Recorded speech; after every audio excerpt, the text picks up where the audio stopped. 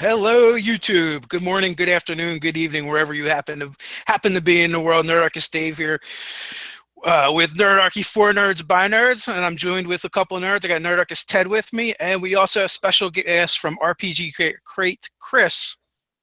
How are you today, sir? Hey guys, I'm doing really good. Are you on the East Coast, West Coast? I'm in Northwest Arkansas in the Ozarks. Okay, cool, Bentonville is where I live, which is home to Tyson, Walmart, and JB Hunt. nice. So we were just talking a little bit about, before we got started about RPG Crate and how it's basically consumed your life. You got up to do something. I just see stacks of RPG Crate boxes. Yeah, it's taken over, which I guess is a pretty good thing. It started out pretty small. It kind of on a bet between me and some friends of mine, and then it's grown to something much bigger. So. Cool. That's awesome. What was your inspiration for starting RPG Crate? Um, that's what I knew you were going to ask me that, and I've thought about that a couple of hours last night. And there's not like one, moment of lucidity or anything or light bulb. Like inventors have. It was more of over several years, probably 4 or 5 years. I'd been really interested in doing a business related to gaming. I worked in the corporate world for years, pretty much ever since I got out of school, and I've been a gamer since I was 13, with the red box. And I've wanted to do something related to gaming and in the industry, but as a kid, I was never a highly creative person. I was always a player. I was never the DM as a child. Um, and the businesses in my area where I lived in North Little Rock, which is sort of a depressed area. I wouldn't say like in the hood, but it was pretty close. We lived next door to the hood, I guess, if that makes sense. I had to walk around it to get to school. So there wasn't really any gaming stores in my area at all. The closest gaming store was about 30-minute drive, and as a kid, I could never really make that happen except on weekends. And I had a really bad impression early in life of game stores, as far as economics go. Like, no one in my family ever thought that a game store would make money, kind of thing. And to today, even if you talk with your family or your friends that aren't into gaming and you talk about opening a game store as a business, they'll roll their eyes. Most likely they're like, oh, you want to be poor. Well, I mean, we've all, I don't know a gamer who hasn't known a store that just didn't make it. Yeah. And the more you focus on, that type of hobby, it's a dangerous business proposition to do. So Well, here's the thing, right? It's definitely one of those industries where you can't field of dreams that shit. Like it's not like you're going to open the doors and all of a sudden you're going to be flooded with they're just going business. to flood. Yeah, and it's going to be successful. I feel like in this industry, in an RPG store, and specifically, you have to work extra hard, and you really have to provide a good service to your clientele to be successful. We've seen stores that we thought were successful that closed down, and Yeah. move. So That's so it's very unfortunate. that's a really good point. Yeah, and there were probably 4 or 5 stores within 40 miles over the years that had closed. There was never more than two at a time in my area when I was a kid. And there was a friend of mine, kind of a family friend, that quit working for the railroad and retired. And then he took his retirement buyout or sellout, whatever you call it, to open a game store. And that's kind of where we hung out when we were teenagers, was in his comic book slash game store. And it eventually closed. So that one moment, I think, probably added 10 years to my inability to make a choice about getting into gaming. I mean, everything was perfect about that store. We was always busy and always hanging out, and then Magic came out, and I mean, I was involved in alpha and beta and Magic. I got a nice little chest of cards, and that all of that stuff just clicked. Everything went well. And then Magic took a dump, I guess, maybe about right after Legends, and they started doing reprints. And this guy was never really hardcore into Magic. It was just kind of a side business, and I didn't realize how important changes were to businesses like that. They have to go with the flow kind of thing. You can't sit on one particular product for any long period of time, or you'll dissolve for sure. So anyway, I guess long story short on that part, I decided to work in corporate for years, and I ended up being I did some programming, and I did graphic design, and worked for several companies, and worked for Tyson Foods for 5 years as a SAP project manager, right? And then worked for Walmart as a project manager for them. And I had a website. I'd created a website for selling books and stuff online as a side business that I'd had for about 10 years, but I never advertised it. And honestly, I really just kind of used it as a way to get gaming stuff for 50% off, for $50 a year to keep your license. And if you have a decent website, there's a lot of distributors that'll sell to you if you're nice to them. And so I kind of just used it that way for years. One weekend, I guess it was maybe January, year before last, we're having a game, and we started talking about the stuff that's not in the industry anymore, like the small one-off adventures and serialized adventures, things that you can buy from a company that's the same story, for a long period of time. The industry was going towards these really large hardbacks, like you've got stacked next to you there, that adventures that are huge, that take a long time to read. And consequently, I think that's pushing a lot of people to homebrew, where they just buy it for inspiration, not necessarily for the actual adventure. And I did some research, picked the name, and was doing some research on businesses that have the best revenue generator, which monthly subscription businesses have really good revenue predictions. So it's really good to cost out what you're doing if you know how to trend. And that's kind of how it really started. And what was just sort of some of my buddies like, hey, dude, you should do that. I mean, you've got the skill set for all those things. And my wife is a writer. She's a creative writer, but she'd never been, largely published. She'd been a stay-at-home mom with our 2 kids for years. So she wrote some, small press stuff and things like that, but nothing this size anyway. And everybody's like, the stories are incredible that you guys come up with for our local game. And we run a LARP. For 10 years, we've run a LARP. That's a group of 20 people that rotate in and out. So it all just kind of came together, and I created a website that just said RPG Crate with a picture and a description that said monthly RPG stuff to your house, to your castle steps every month. Sign up here with an email, right? And that was it. It was just a splash page. And then I put it on my Facebook group that I've been buying and selling, stuff on. And I got 1,000 people to sign up in like 3 days on the email, just interested. Like over the weekend, 1,000 people were on it. And I was like, wow, that seems like there's some interest there. So I fleshed out the first month, got the vendors, and got everything involved in the first month I was going to do. Started doing, some emails occasionally to the group of people and all that. And this is all while I was working at Walmart, like 60 hours a week at Walmart, same time. So it was really small, like 5 or 10 hours a week is all I was spending on it. And then I launched the sale page, which was the first to buy the first crate. And I had 500 of them. I've not told anybody that number. Nobody had any idea how many I had. I just always talked about a lot, and it was a sellout. I sold 500 in the first 10 days, and I completely sold out. So I was like, holy shit, this is a real thing. So then that's when I turned in my notice and decided, all right, I'm going to pump, 2 or 3 months worth of hardcore work into this and see where it goes. And it's gone up every month since then. So what month, or where are we at now? Like, how long have you been doing this? So August was my first one. This one coming out is the 10th month. And I'm almost a year, not quite a year yet. Well, happy almost birthday. Yeah. So it sounds like you're working hard, but having a blast with it. What would you say is like, the biggest or the coolest thing that's happened because you started RPG Crate? I think the coolest thing for me personally is sort of a personal revelation. having been interested in gaming and living in a smaller area, I never went to conventions. I never went outside of my metro area for gaming. So consequently, everyone that was involved with D&D and all that, everyone that was involved with that was sort of an icon or a hero to me.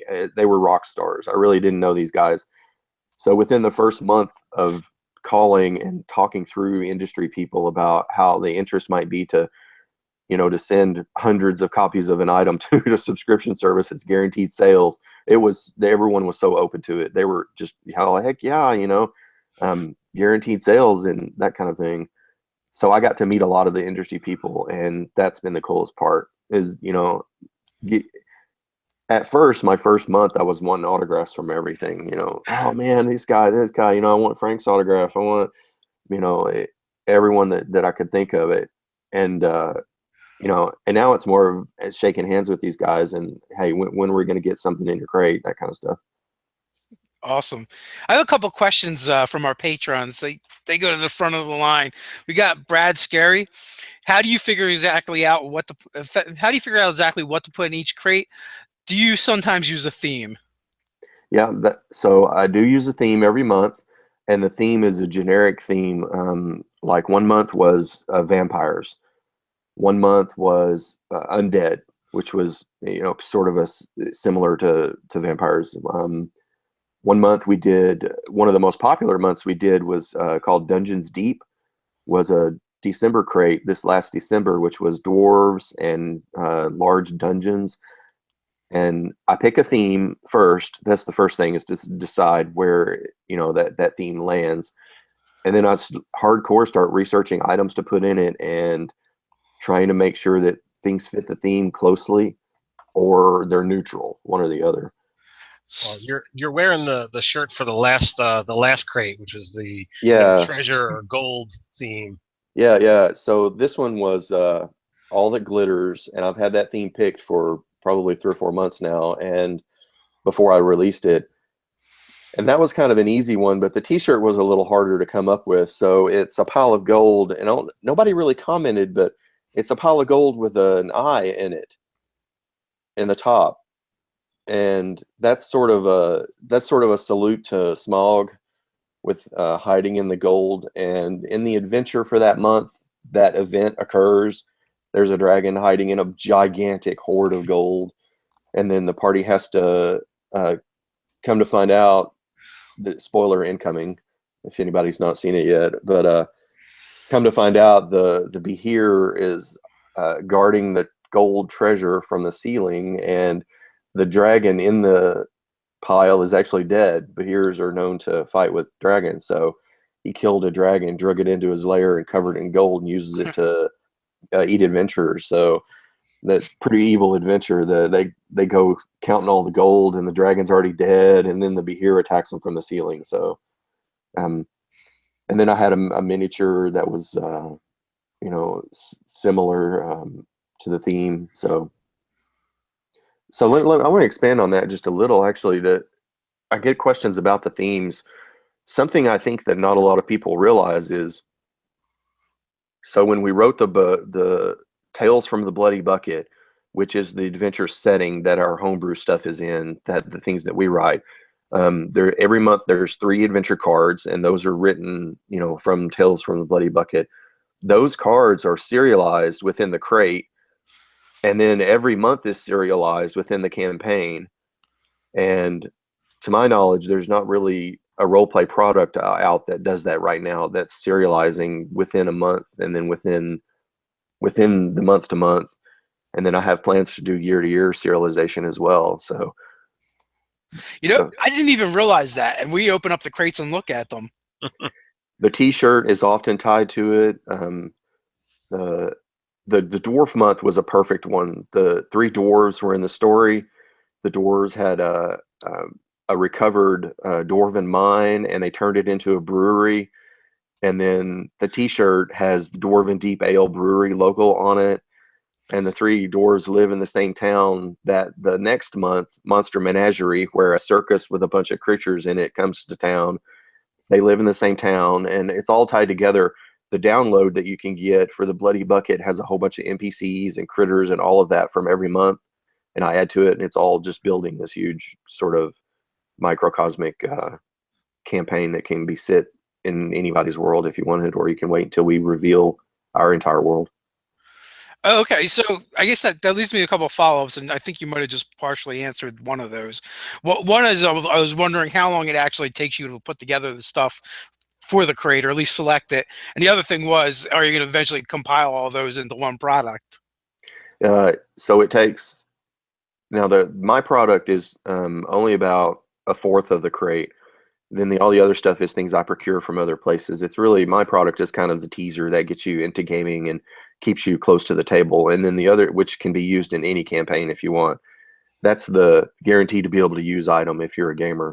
Then the other products, it takes me anywhere from 2 to 4 months to sign a deal and get with a vendor. And there's a lot of logistics to work out for each of the vendors. So I'm working in advance of 3 or 4 months out typically to get a vendor or have them in the crate, and I plan them out. So, and then buying enough of the materials and enough of the stuff is a bit of a financial negotiation. I'm not backed by any big financial institution. I'm not a millionaire by any stretch. So I have to plan it out. I can't buy product, 6 months out. That's just, it's far too much warehouse needed and all that. And your garage is already full, you're saying? Yeah. It's one of the things I think that's probably tested my marriage. It's like, hey, we're gonna run this from the house, and she's like, okay. First month, 500 boxes in the kitchen. Holy crap, where's the dining room table? Oh, I had to move it to the living room, and okay, now we're gonna use the garage, clean up one side. Honey, why are there 5 pallets of boxes in the garage? A diesel pulls up, honks its horn. My neighbors are like, "Oh, great!" The price, the cost of success. I totally understand those woes. Having been like the major adults in a LARP for about 4 or 5 years, and hauling a lot of the stuff and storing it in the house, as well as now doing Nerdarchy out of our basement. It's a struggle at times. What was the second part of your question? I think I answered just the first part. If you're going to compile the yeah. Bloody Bucket stuff into a singular product or larger products. That's a really good question. It's kind of hard to answer. I have plans to do a hardback book at some point for the campaign, and that. Now, if that includes all of the Bloody Bucket cards, or if it has them in a different single page handout version or what, I don't know yet. That's sort of the secret sauce. It's a delicate balance between what you sell to people. You want them to maintain value in what they own. You don't want to, somebody that has been with a crate since the beginning to find out, oh, I could just waited 6 months and gotten this hardback and I got everything for half the price. That's not something I want to do. So I'll have to figure out how to do that. I have, when I first started it, my idea was that I buy a pretty good print run of each of the cards. And then I said, now you can go to my website and you can buy past cards. You can buy the previous stuff. And I'm now sold out of, my first 4 months of cards, even with the huge overstock that I bought. So there's a lot of interest in just the cards too. I got to figure out when I do my next print run, which is going to be probably this next week, is to figure out how much I do, how much I reprint, and, because I want value to it, right? I'm just now starting to see people selling it in the aftermarket. There's a dude that's selling the first 3 crates on one of my website, or one of my sites that I manage on Facebook, and he wants over $100 for the first 3 crates. So they seem to be pretty good aftermarket value. I want to be careful and maintain that. What I won't do is release PDF versions of the cards. I'm going to keep them in print. People that own the print cards, they're going to be, hopefully they'll maintain that value and that kind of thing. I want to be conscious of that. Gotcha. So Scott Garrity, one of our staff writers, submitted a question over on Patreon. Do trends in the general crate industry influence your crate decision much? I mean, it sounds like that's where you went to when you decided to start a crate business, is looking at the industry as a whole. Yeah, absolutely. 100%. And the reason you want to pay attention to that, anybody that's thinking about doing a crate for any sort of business, is there are a lot of gift subscriptions that aren't gamers. And that follows the 100% industry trend. So I go to those places where mom's going to go and buy gifts for, people, or wives are going to buy gifts. And I do advertising in those places. And I can't advertise, Monster Menagerie, the Behir. They have no idea what that is. I advertise, role play gamers, gift crate. If you don't know what to get your kid and he's a gamer, this is sure to surprise them, that kind of thing. So in that respect, industry trends. And then there's industry support for things like logistics and shipping and box printing. And there's a lot of resources online for things like that. So yeah, I'm part of the community. There's the payment gateway processor that we use. There's a community within there that helps you through what you're doing and to support your business. And the reason there's so much support, all of these places charge percentages. So there's pretty big support if you're willing to pay for it. So Yeah. now industry trends outside of just crates, but industries within gaming. Yeah, I follow that, but from a product perspective, what I think my target customer is moving towards. For example, there's another crate service out there that's that on the surface looks very similar to mine, but he's doing only independent press and small stuff, and I'm focusing on a little bit of the mid size and larger, so I can get hardbacks and things like that. So there is a big difference, a delineation there where that's applicable. So Excellent. So Comic Book University has a question for you, and I told you all the hard questions would come from the chat. yeah, that's fine. Do you live near Johnny Cash's family's house? Where do they live? I have no idea, but apparently it must be somewhere close to you because he asked. If he knows the city, where is it? Yeah, I don't know. Now that we asked, you're gonna have to follow up, Professor Bill. So there's been some other questions that have been asked in the chat. Number one, you already answered. They wanted to know whether past crate stuff was available for sale, and you did say that is available on your website. Yeah, let me answer that in a little more detail. Absolutely. Not all of the stuff is for sale because I order to quantity. I order to my inventory size. I don't want a lot of inventory extra, and I don't want to run a retail business necessarily yet. I want just to order if I've got, say I had 5,000 subscribers this month and I order just 5,000, or I order 10% over if I think it's going to be a good month. And I get some cancellations and I get some rotation out. It's called churn is what they call it. So I get some people that discontinue. So what I have online is limited quantities for everything, unless I'm really stupid one month and buy 200 too many or something. Right. Yep. Yeah, and then the other question is, people are wanting to know whether there's any teasers or information you can share about the next crate that's coming out.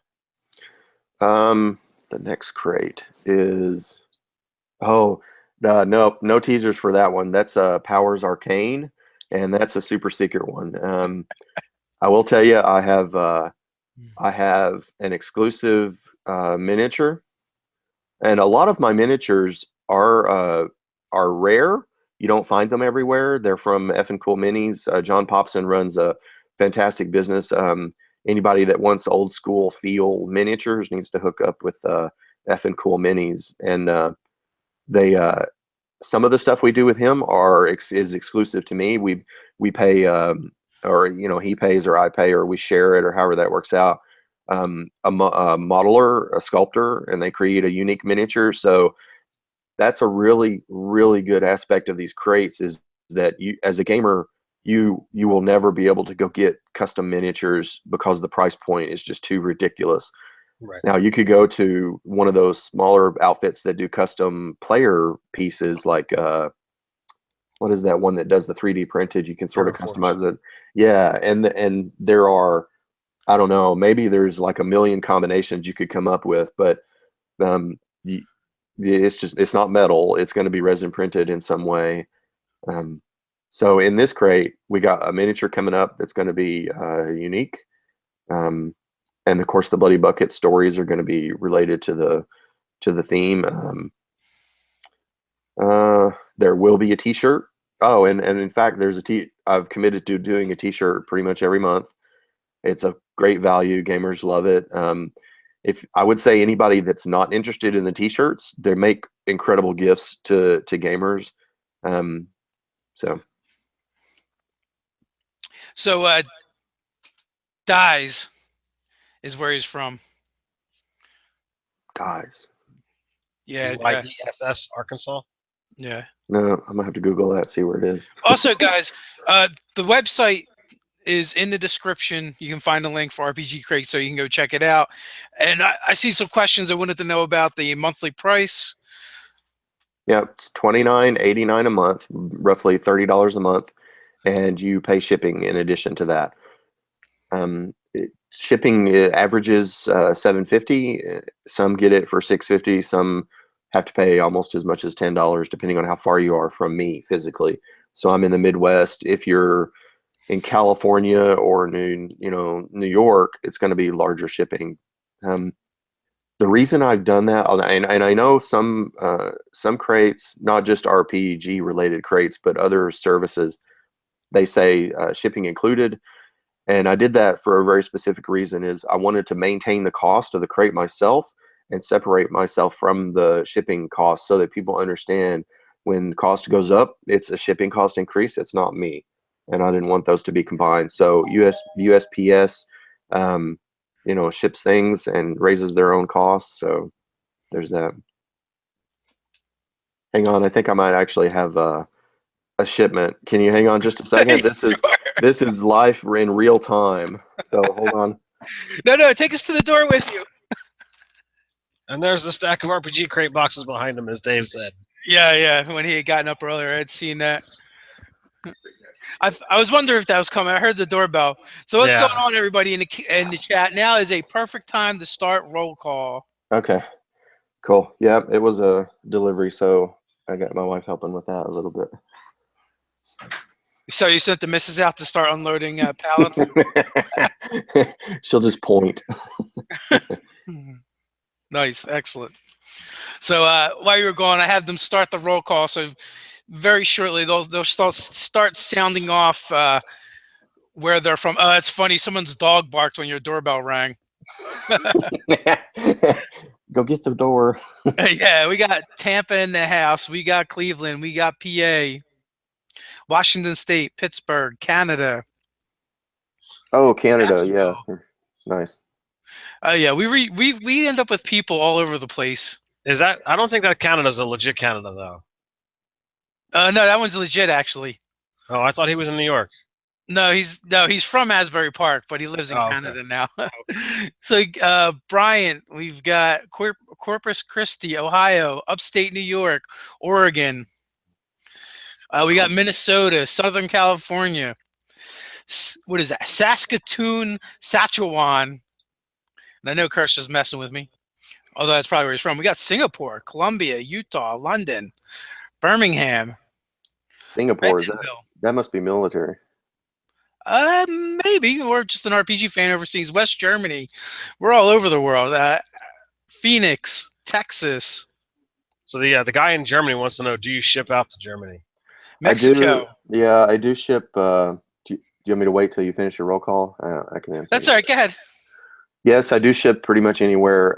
Unfortunately, this last month I had to raise shipping cost a huge amount. I had a deal with a shipper, and I don't know if I want to talk about that because it's sort of a negative thing, but I had a deal going and they raised price on me without notification, and I had to, and it was 50% increase of shipping to overseas. So my shipping cost went from $25 to like $35 and up, and they changed it without any notification to me. So when I went to print shipping for that month, there was a huge increase, and I ended up just eating that cost, which killed all my profit for all the international that month, which was, ouch. Yeah, it was tragic.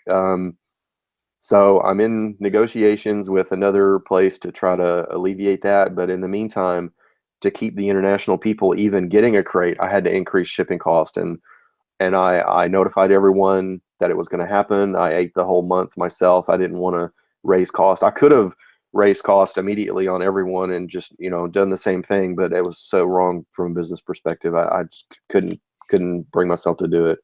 So I ate the cost for that, raised it, and then so I do still ship everywhere, but it's 35 international and 25 for Canada. So, and the reason it went up from the other businesses' perspective was I started making heavier crates.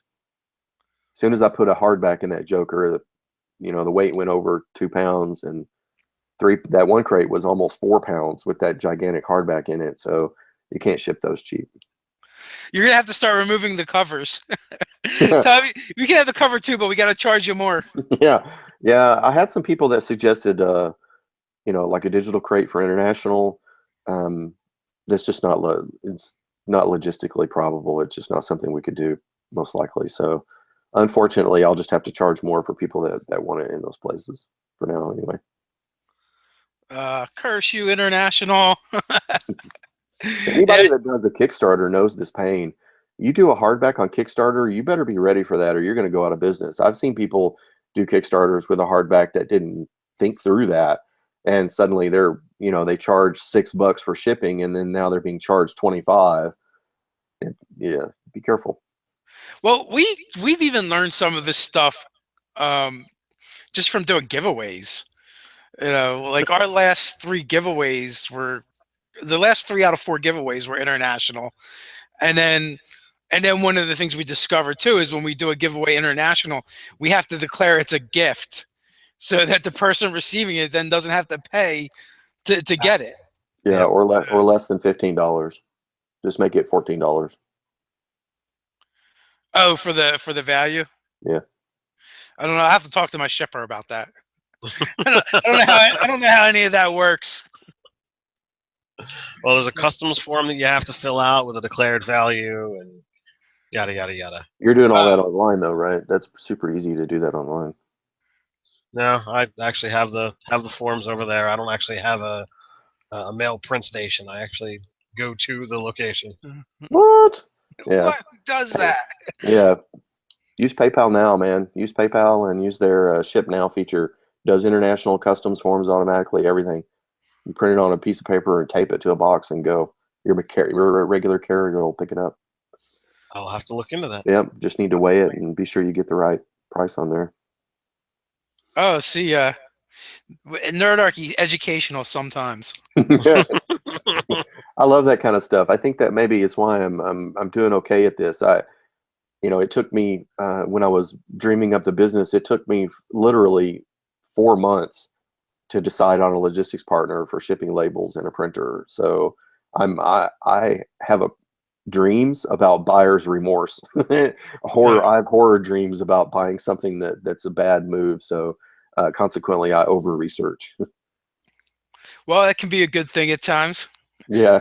When your OCD works for you. Yeah, I get behind on a deadline and you have to buy quickly, and I lose sleep. So with doing all this RPG crate stuff, do you have time to still game? Yeah, actually, I've started putting games back into my schedule. So I have a once a month game. I actually drive down to North Little Rock. It's about a 2.5 hour drive. So I drive down for that game, and we just started back. And we're actually running the Bloody Bucket. I have one of the contributing writers, that's running it, and we're calling it playtest, but it's mostly just us, sitting around and laughing and joking about what's possible. So what system or what game are you playing? Yeah, that's 5th edition. My wife does LARP. She's doing some live action role play with White Wolf's rule set. So nice. Doing that, and that's been for years. It just changes time zone or time frames and all. One year she'll do medieval. One year we did Renaissance area. This current one is current vampire era. It's modern times. Oh, excellent. And then we do tabletops occasionally. Zombicide is one of our favorites. We kind of like that one. I have not had a chance to do Zombicide yet, but I've heard good stuff about it. It's pretty quick to pick up. It's fun. It takes about half an hour to play through the tutorial and learn it. And it's a fun game. It's cooperative. The board runs against you kind of thing. That's the one with all the tiles, right? Yeah. It's got a bunch of tiles. It plays on about a small dinner table size. It wouldn't be it's not quite a coffee table game. It's a little bigger than that. But it's not a 4x8, either. It's kind of in between. Okay. You're not thinking about the one that you played here, are you, Dave? I am. Is it a different game? Yeah, that's zombies with 3 exclamation marks. Right. Not to be confused. Zombies. Yeah, I didn't think that sounded right because I'm like, there was no way we played that game in 30 minutes, and I think we filled up most of a pool table. So, Yeah, well, there's that, and while it can be cooperative, yeah. at some point in time, somebody wants to become the winner, so they begin turning on each other pretty hardcore. So. Well, yeah. At least they did at our house. Sometimes you don't have to be faster than the zombies, just your friend. That's right. Zombicide's kind of like that too. It's got a rule where you can shoot into a group, and there's a lot of friendly fire that can happen in that game if you're not conscious of what's happening. It's like, stop shooting in there, and you only have 2 wounds and you're dead, so it can turn sour really quick. So it looks like we have a lot of people from Arkansas in the chat as well. I should look. That's pretty cool. Someone just pointed out. It looks like you're bringing them out. There we go. Springdale, that's just down the road. North Little Rock. Yeah, sweet. Is there a Mississippi County? I don't know. I'm terrible at geography. Yeah, me too. When you guys were talking, I looked up Johnny Cash's family's house real quick. Yeah, I can tell you how far Waterdeep is from Daggerdale, but I couldn't tell you the first thing about my own environment. Well, that's all right. There's no dragons in your real environment anyway, so you'll be all right. Right.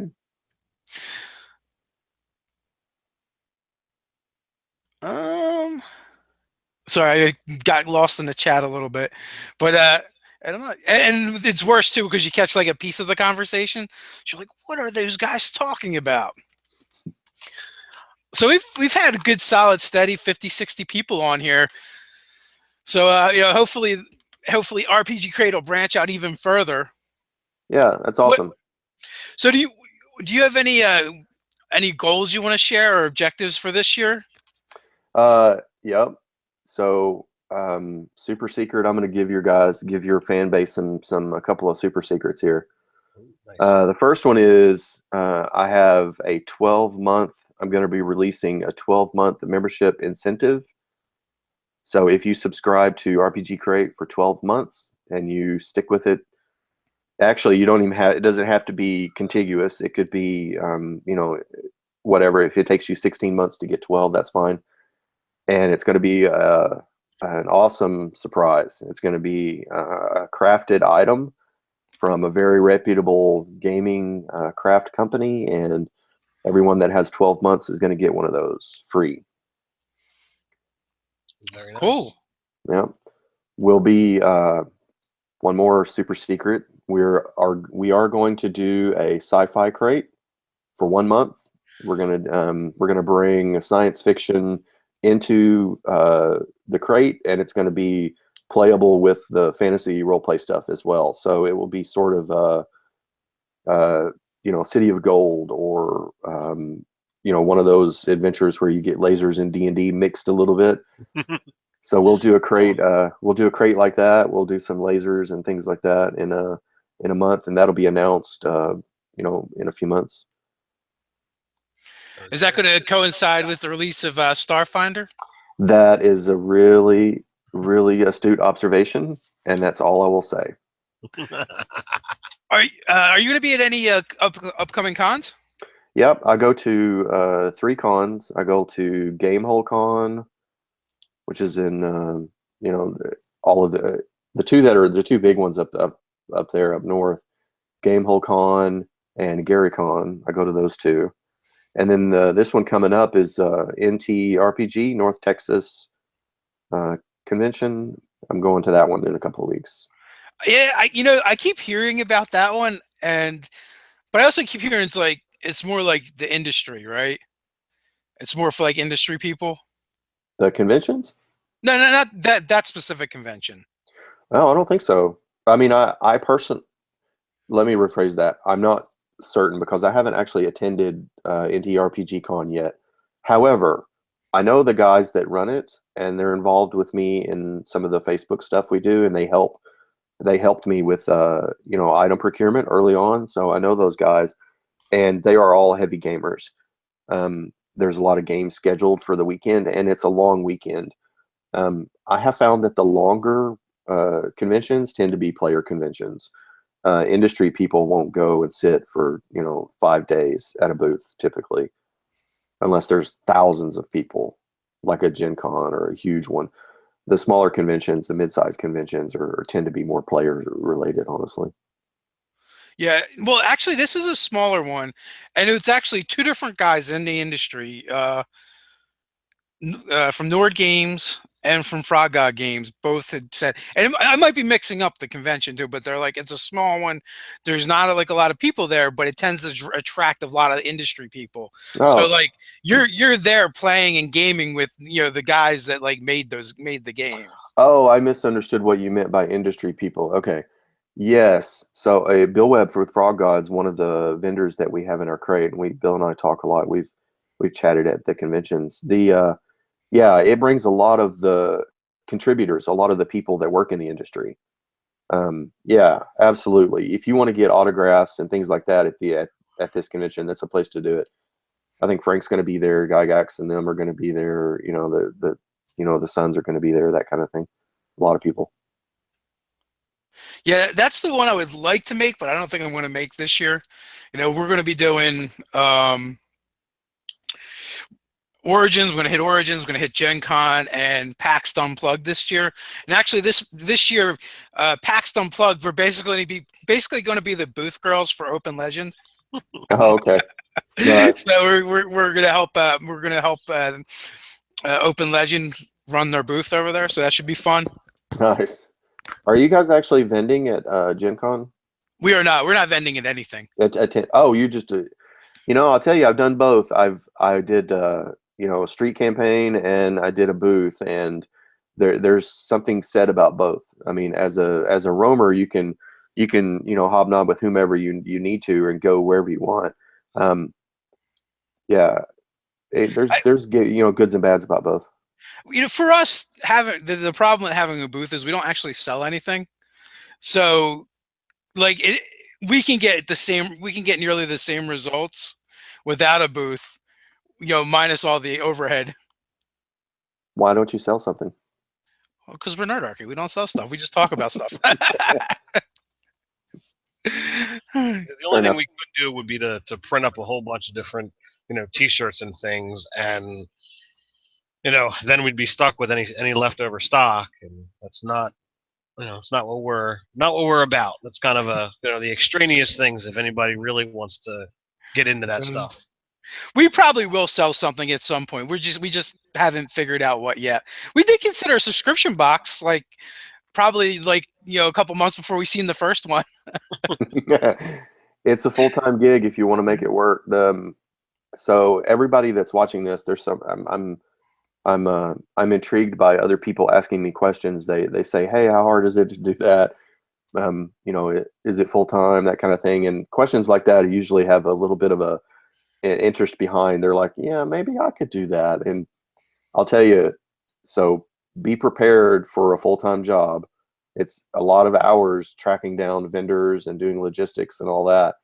And be very, very careful if you launch something like that with only a couple of hundred subscribers, because volume equals discount, and discount equals low cost of goods. And that's the key to making one of these things successful, is you got to crank up the volume enough to a point to where it can support the business and get decent prices on stuff. So that's one of the reasons why we don't actually sell anything right now, is because Nerdarchy itself is a full-time job. Yeah, I've been watching you guys for quite some time. When did you guys go full time? Is it just Ted? Are you the one that's full time for this, or do you guys? No, Dave is the one that works full time. I'm fortunate enough to work from home, so I have the situation where like, oh, I need an hour to go do an interview or to spend a couple hours recording. I just walk away from my computer, and that corner over there behind me is the the recording area. So I don't have to really go all that far. Nice, cool. Paul Turner wants to know if he can watch you pack up and ship out his order live. He's ready, huh? He's like, bring it. Yeah. Yeah, packing day is actually packing week. It takes me almost a week to pack everything, and it's me and my family. We do it ourselves, and we're going to continue doing it that way as long as we can. There are businesses that will help you with that. They're called co-packers, and there's been. But in order to do something like that, you'd be paying that fee, and that would either have to dip into your profits, or you'd have to increase the crate. Surprisingly, it's not that much though. The fee is not a lot, honestly. It's actually a good decision. I think one of the other crate dudes does that. The thing is though, I maintain control over exactly the quality control that's in it, and any customer service question I get, I hand packed it, and I know if I missed it or whatever. And last minute changes are sometimes a thing that have to happen. If a vendor has say I order product from the East Coast, or from the North is the worst. So January and February, I'm ordering product from Wisconsin, and fortunately we had a really light winter, but in this last month, I'm ordering product from East Coast and there's floods. So those kind of things you have to adjust quickly. Having a co-packer, you have to plan for a little further out, and you can't make changes as easily. Makes sense. So how many family members do you have involved? Is it kind of like one of those things? All right, kids, you want to eat this week? Get to packing. Yeah. So I have two kids, a daughter and a son, and they're teenagers. They both help, and then my wife and I. So there's four of us that work on it when it happens, and I do it in stages. I'll do the boxes I purchase in bulk, and they're all flat, right? They're like basically pizza boxes on a pallet. So I'll pre-box, put the foam in it, do all the boxes, and then those go to one space. And then if it's dice that month and the dice come in bulk, then I'll put 7 dice in a bag and put those in a pile somewhere else. And then so it's set, and then I'll print all the postage.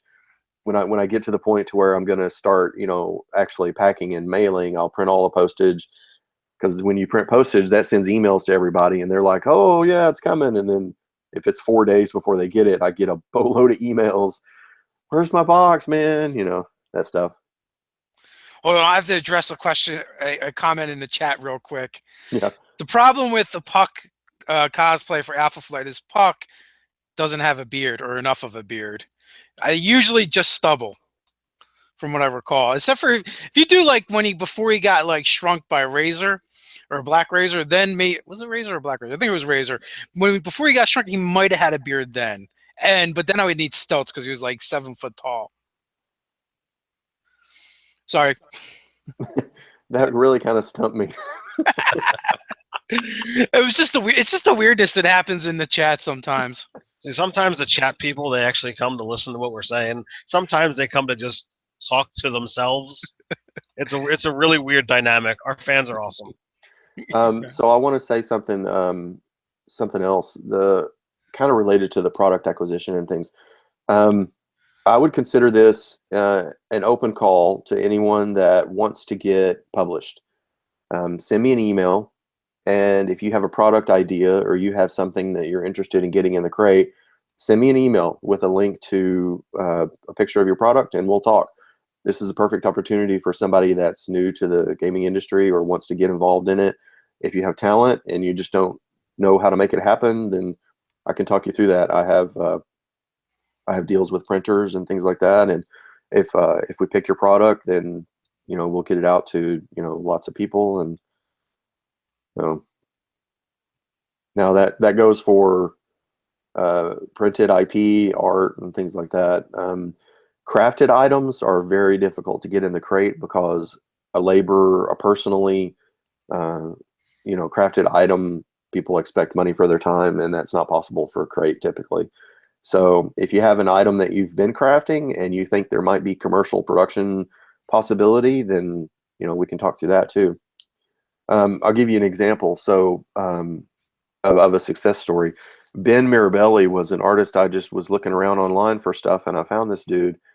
He's a pretty good artist, and he does these little cards, like a player record tracker. It's like a half page dry erase card, and it's got like space for the name and your hit points and stuff like that. It's just something that you might use during a game, and it's a pretty nice looking product. So I sent him an email and said, "Hey, let's put these in the crate, man. I'll buy." This was really early on in the crates, but I was like, "Hey, I'll buy. I don't know. I'll buy 1,000 of them, or whatever the number was. I think 750 or so is what we were buying at the time." And he's like, and I asked him, I said, "How do you make these?" And he's like, "I hand make them. I print them and go buy a laminate sheet and lay it on there and cut it with scissors." And I'm like, "Yeah, how are you going to make 750 of these? And what's your price?" And he's like, "Oh, well, I can make them. I can schedule time for it, and they're $5 a piece." And I'm like, "Okay." So there was a bunch of emails between the two of us back and forth. We got him to a commercial printer with the same quality, advanced printed, and we got his price down to like 75 cents a card. So and he sells these at conventions at his own when he goes to, because he's an artist.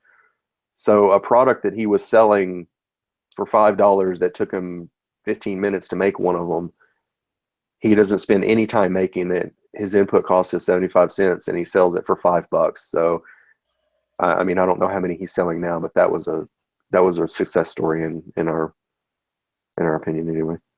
No, that's definitely a success story. That's also that, and this is the second open call from Nerdarchy in a week. In a week's time. It was last Thursday. We also had something similar. So that's really cool. So you guys reach out to RPG Crate if you have something you want to do. Maybe you can make something happen. Eric Hansen has a question here. Do you control the vendor shipping to you, or do you let the vendors make the shipping decisions? That's kind of a weird question. Okay, so maybe you didn't understand exactly how I work. So the vendors ship directly to me, and I package, because I'm receiving 5 to 10 products every month in every crate. So the vendors ship to me. I collect all of the products. I have 10 pallets in my garage right before packing. And then I break everything down and pack everything up and throw away all the trash and then ship it out. And I ship all the crates myself. The only choices that the vendor makes typically related to shipping is, do they have product in a warehouse that they ship to me, or do they ship directly from the printer? And some of the vendors that I've used several times now, they have a product and we're interested in buying it. They'll just contact the printer and drop ship, and it goes from the printer to me. The vendor never sees it. It's a product they've sold before, possibly, or something that maybe they'll do a new cover just for us or something of that nature. So let me put this in non-business terms. I'll put it in nerd terms, right? Every RPG crate is Voltron, but all the lines have to come together at Chris's house before you guys can get Voltron. That's right. Yeah. Or Mega Prime or whatever. Yeah. Oh my God. Sorry, it's the chat. They like to break my balls in there because I can't talk. We all wonder how I even crawled out of the primordial ooze, but they like to make me pronounce hard things because my tongue doesn't work. That's okay. All of Nerdarchy tends to, butcher things, especially people's names. Well, that's true, but in the rest of Nerdarchy's defense, I will say, because I'm the old guy of the group, like a lot of the new words, they've heard me say them first, and then they started saying them wrong. So I started the chain of mispronunciation about 20 years ago. So, but we're right up against that hour mark, I believe. So with Time that, flies. Yeah. I appreciate you hanging out with us, Chris. Guys, the link is in the description as always. You can check it out. And again, there's an open call from Chris from RPG Crate for you guys. If you're doing something cool, reach out to him. If he likes it, maybe he'll buy it from you. Which is also very cool. So with that, guys, until next time, stay nerdy. Stay nerdy.